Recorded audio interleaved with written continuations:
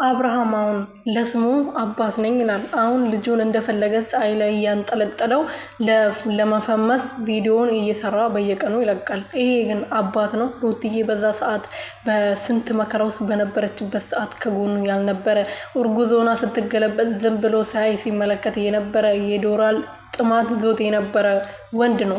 አብርሃም አባት አይደለም። ሩትዬ እንግዲህ ዛሬ በጣም ደስ የሚል ቪዲዮ እየሰማች ነበረ።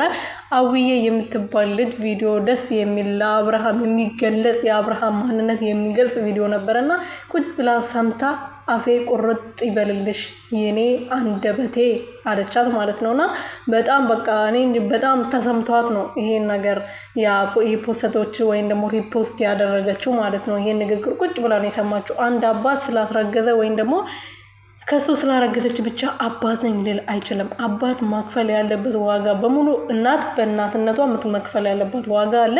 አባትም በአባትነቱ መክፈል ያለበት ዋጋዎች አሉ። እኔ እንደማውቀው ማለት ነው። አብርሃም ግን ምንም ለሩቲ ለልጁ የከፈለው ዋጋ የለም። ዛሬ ልጄ ልጄ እያለ እዚህ መጥቶ ይጨፍርብናል እንጂ ምንም አስረገዘ። በቃ ከሱ ስለወለደች ብቻ ነው አባት የተባለው እንጂ አብርሃም አባት መሆን አይችልም። ሰላም ቤተሰብ እንዴት ናችሁ?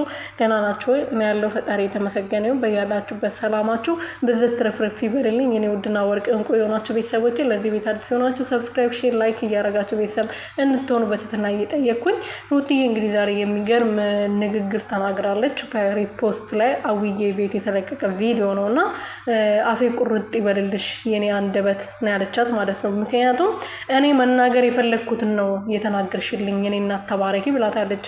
በውስጧ ያለውን ልቧ የተሰበረውን ሩቲ ኮን ጠንካራ ሴት ስለሆነች እሷም ደጋግማ ተናግራለች።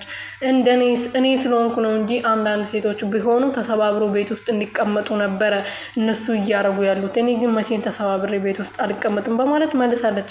እንሷ ስለሆነች ነው እንጂ አንዳንድ ሴቶች ቢሆኑ እንኳን እንደዚህ ጠንክሮ በሁለት እግር ሊቆሙ ይቅርና በጣም ከቤታቸው ራሱ አይወጡም ነበር እንደተደረጉት ማለት ነው። እቺ ሴት ግን በጣም ጠንካራ ሴት ነች የምር ማለት ነው።